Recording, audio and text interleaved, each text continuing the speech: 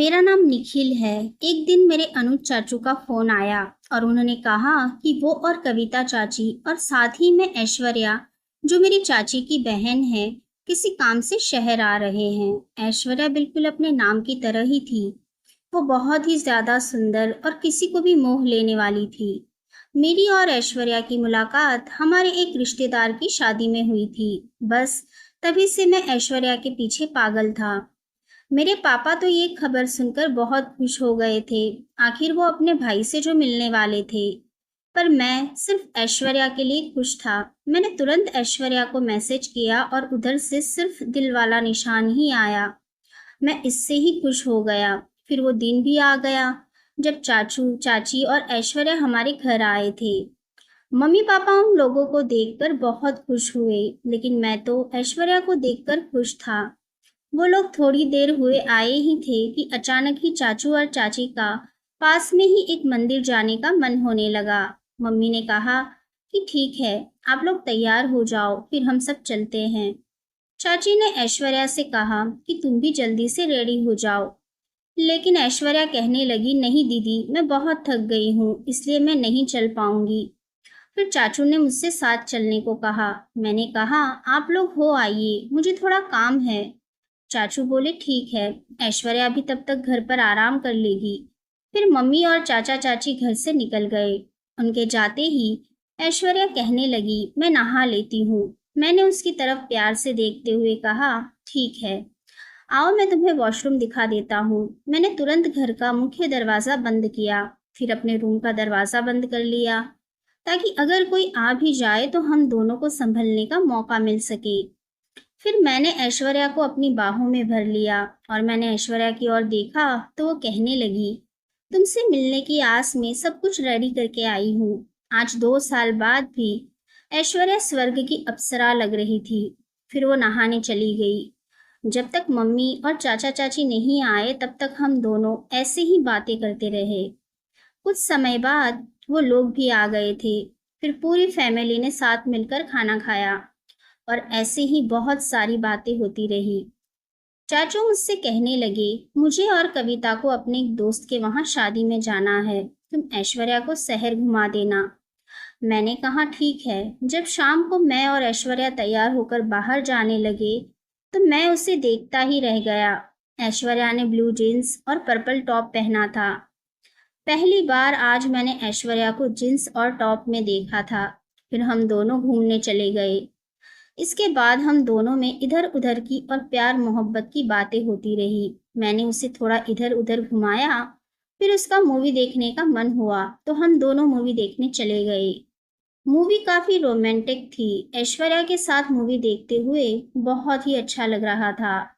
पूरी मूवी के दौरान मैंने ऐश्वर्या का हाथ पकड़ रखा था। उसने भी छुड़ाने की कोशिश नहीं की।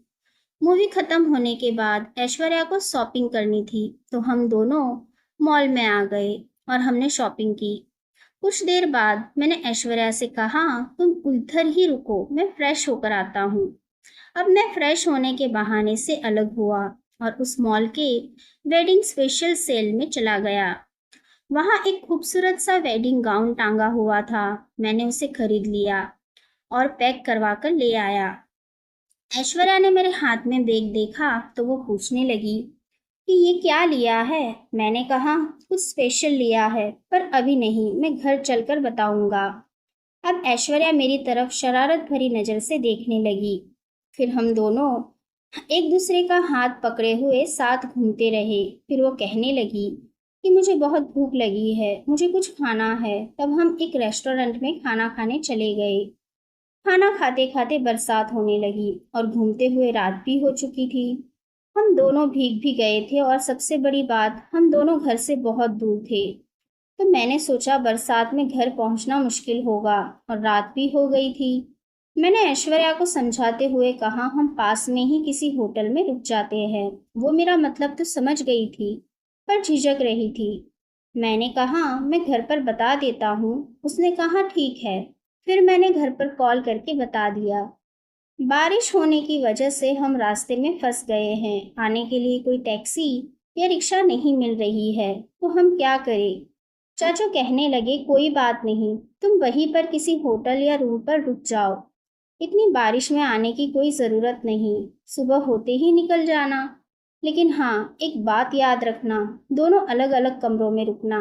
और साथ में ये भी कहा कि ऐश्वर्या का ख्याल रखना। फिर हम एक होटल में रूम लेकर रुक गए। हम होटल के रूम में जैसे ही अंदर आए तो मैंने अपने गीले हो चुके कपड़े चेंज कर दिए। अब मैंने कमरे की रोशनी को हल्की कर दिया था। उस समय ऐश्वर्या को याद आया कि मैंने बैग में कुछ लिया था, तो वो जल्दी से बैग की तरफ देखने लगी और बोली, क्या है इसमें?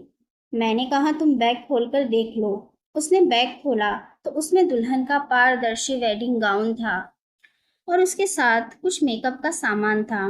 तो ऐश्वर्या से ये सब देखकर खुश हो गई और शरारत भरी अदा से कहने लगी, अच्छा जी, तो ये आपकी दुल्हन के लिए है? तो मैंने कहा, हाँ। अब मैं ऐश्वर्या से कहने लगा, अब तुम अंदर जाकर जल्दी से मेरी दुल्हन बनकर आ जाओ। वो खुशी खुशी तैयार होने चली गई। 20 मिनट बाद ऐश्वर्या एक नई नवेली दुल्हन के लिबास में मेरे सामने आई। मैं उसे देखकर खुश हो गया। वो वेडिंग गाउन उस पर खूब जच रहा था। ऐश्वर्या बेड पर थी। मैं उसके करीब जाने लगा तो वो अपना हाथ आगे कर कर बोली, पहले मुझे रिंग तो पहनाओ। अब मैं अचकचा गया। फिर मैंने अपनी जेब से डायमंड की रिंग निकाली और उसे पहना दी। फिर ऐश्वर्या कहने लगी कि चलो अब मेरा वेडिंग गिफ्ट निकालो। मैं सोच में पड़ गया। फिर मुझे याद आया कि मैंने ऐश्वर्या के लिए एक और गिफ्ट लिया है। मैं जैसे ही वो गिफ्ट उसे देने जा रहा था, उसने मेरा हाथ पकड़ लिया। मैंने उसकी तरफ देखा तो ऐश्वर्या ने कहा, ये नहीं, अपना वो दो। इतना बोलकर वो हंस पड़ी थी। उसके बाद हम दोनों प्रेम के सागर में डूबते चले गए। लगभग 30 से 40 मिनट तक प्यार का गोता लगाने के बाद हम दोनों बाहर आ गए। ऐश्वर्या ने कहा कि आज बहुत दिनों बाद सुकून मिला है। काश हम दोनों ऐसे ही प्यार में गोते लगाते रहते तो कितना अच्छा होता।